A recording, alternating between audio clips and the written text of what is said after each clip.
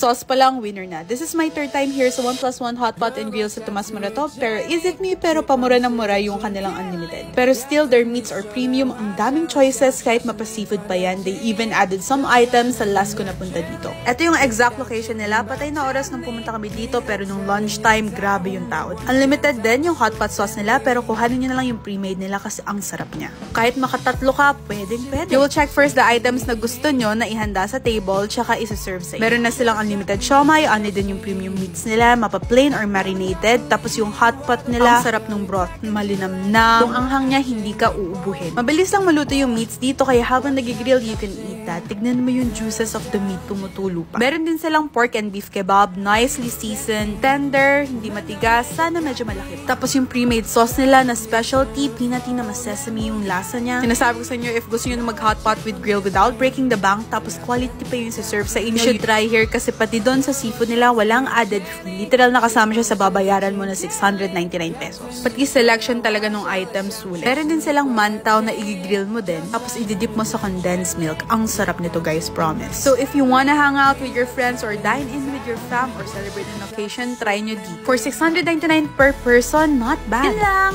Bye!